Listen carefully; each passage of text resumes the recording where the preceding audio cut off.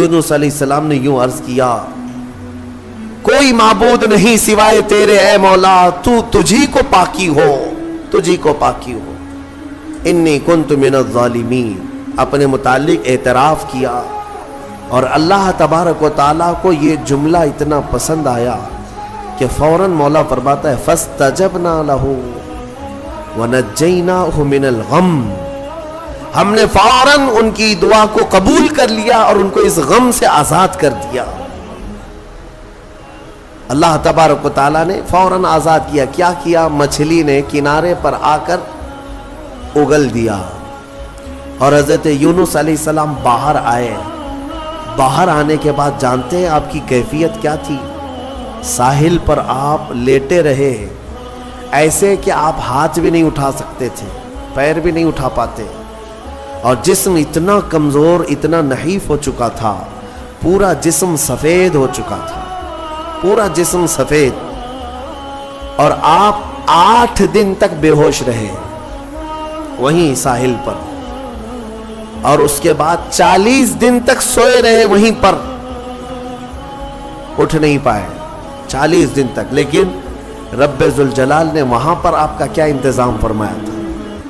حدیث پاک میں بھی ملتا ہے، آپ کے سر کے پاس اللہ نے کدو کی بیل پیدا فرمائی، کدو کی بیل، اور کدو قریب آپ کے منہ کے قریب آتا، اور آپ بغیر کسی محنت کے اسے کھا لیا کرتے تھے، اور ایک ہرن آتی جو آپ کو قریب سے دودھ پلا کر چلی جاتی تھی۔ آپ کو میں حدیث پاک بتاؤں، حضور پاک صلی اللہ تعالیٰ علیہ وسلم کے پاس ایک صحابی نے کدو پیش کیا، تو میرے آقا صلی اللہ تعالیٰ علیہ وسلم نے لیا اور مسکرایا اور فرمایا یہ میرے بھائی یونس کا پھل ہے، اور حضور نے اسے پسند فرمایا۔ اور کدو کے فوائد آج بھی لوگ گنا رہے ہیں، جب نہایت کمزوری ہو تو کدو کو کھانے سے فوری طور پر طاقت پیدا ہوتی ہے، جتنی بھی اس کے اندر کمیاں آئی ہوں اس کدو کے ذریعے سے اس کی اصلاح ہوتی ہے۔ بلکہ عاشقوں کی جماعت اس کو کدو نہیں کدو شریف کہا کرتے ہیں۔ ہاں، حضور پاک صلی اللہ تعالیٰ علیہ وسلم کی مرغوب غذا ہے، پسندیدہ ہے۔ نبیوں سے جو چیز ریلیٹڈ ہو جائے وہ یقیناً شریف تو ہوتی ہی ہے۔ یہ حضرت یونس علیہ السلام پھر 40 دن کے بعد کھڑے ہوئے، 50 دن ہو گئے آپ، اور پھر 40 دن مچھلی کے پیٹ میں، یوں سمجھ لیں تقریباً 3 مہینے کا عرصہ گزر گیا اپنی بستی سے بچھڑے ہوئے۔ واپس جب 3 مہینے کے بعد یونس علیہ السلام اپنی بستی میں آئے تو ساری بستی والے بڑے خوش ہو گئے ہیں، سب دوڑے دوڑے آئے، آپ کے ہاتھوں پر سارے لوگوں نے بیعت کیا، اور اللہ کے نبی کی جیسی پیروی کرنی تھی پوری بستی والوں نے پیروی کیا۔ اللہ تبارک و تعالیٰ نے اس قوم کو معاف فرمایا۔ میں نے پڑھا جتنے نبیوں کی امتیوں کے بارے میں، صرف یونس علیہ السلام کی قوم ایک ایسی ہے جو گناہ کے بعد یا شرک اور بت پرستی کے بعد واپس پلٹ آئی تو اللہ نے ان کو اپنے محبوب جماعت میں شامل فرمایا۔ اتنا ہی نہیں، کچھ تفسیروں میں یہ بھی ہے کہ یونس علیہ السلام کی امت کو اللہ تعالیٰ نے آج تک زندہ رکھا ہے۔ جیسے اصحاب کہف ہیں، یونس علیہ السلام کی امت کے لوگ وہ پہاڑیوں میں، جزائر میں کہیں پر ہیں۔ بعض مفسرین وَمَتَّعْنَاهُمْ کی تفسیر کرتے ہوئے فرماتے ہیں کہ وہ آج بھی زندہ ہے، اور جب امام مہدی آئیں گے تو امام مہدی کی فوج میں وہ یونس علیہ السلام کی امت بھی شامل ہوگی۔ بعض تفاسیر میں یہ موجود ہے۔ تو یعنی میرے عزیزوں، اس میں کئی چیزیں موجود ہیں۔ پہلی بات تو یہ ہے، میں آج ہی کہہ رہا تھا، کبھی کبھار ہمیں یہ احساس ہوتا ہے حالات دیکھنے کے بعد کہ قوم کو ہم بھی صبح شام بیدار کرنے کی کوشش کرتے رہتے ہیں۔ کچھ ہمارے خلاف بولتے ہیں، یا کچھ ہمیں طعن و تشنیع کرتے ہیں، یا کچھ ہمیں گالیاں دیتے ہیں، ٹھیک ہے، سب کا اپنا اپنا حصہ ہے۔ لیکن انسانی فطرت ہوتی ہے، کبھی انسان اوب جاتا ہے، کیا ان کے پیچھے سر کھپائیں، چھوڑو جانے دو، قوم اپنے اپنے راہ دیکھے گی، میں اپنی اصلاح کر لوں، آخرت میں مجھے جواب دینا ہے۔ سچ بتاؤں، آج ہی میں کہہ بھی رہا تھا اس بات کو کہ کبھی دل کرتا ہے کہ یہ حالات جو آج ظالم بنا رہے ہیں، ایک بات دیکھ رہے ظلم کی ایسی ایسی نئی نئی صورتیں یہ لا رہے ہیں کہ انہیں ہر چیز سے اب تکلیف ہونے لگ گئی، اذان سے، نماز سے، ٹوپی سے، داڑھی سے، برقعے سے، قرآن سے، اسلام سے، میرے نبی کے نام سے، کیا چیز بچایا گیا؟ ساری چیزیں دھیرے دھیرے بلکہ آپ یہ بھی کام شروع کر دیا گیا کہ ادھر اذان ہو رہی ہو اور ادھر سامنے مسجد کے باہر کچھ شرپسند ناچ گانے کر رہے ہوں، وہ اپنی آوازیں بلند کر رہے ہوں۔ یہ شیطانی شرارتیں عروج پر آ رہی ہیں، تیز ہوتی جا رہی ہیں۔ ان حالات میں ہماری قوم کی ذمہ داریاں کیا تھیں؟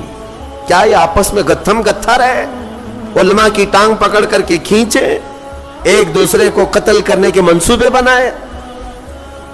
اسی لیے کسی نے کہا تھا کہ نشیمن سے دھواں اٹھتا ہے اور تم کہتے ہو ساون ہے، گھر کو آگ لگی ہوئی ہے، گھر جل رہا ہے اور تم کہہ رہے ہو کہ ساون کا مہینہ چل رہا ہے۔ میرے عزیزوں، ان چیزوں سے اوپ کر کے کبھی ہم اگر یہ سوچتے ہیں کہ چھوڑو جانے تو ہم جنگل کی طرف چلتے ہیں 2 بکریاں لے کر کے، میرے آقا صلی اللہ علیہ وسلم کی حدیث بھی ہے، وہ شخص اخیر زمانے میں اپنا ایمان بچا لے جائے گا جو چند بکریاں لے کر کے جنگلوں کی طرف چلا جائے گا۔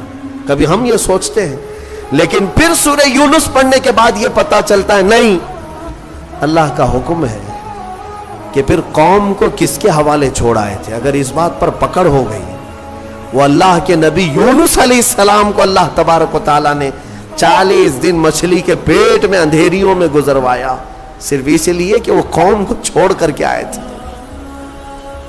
ہاں، علماء کو قوم کو چھوڑ کر جانے کی اجازت بھی نہیں ہے۔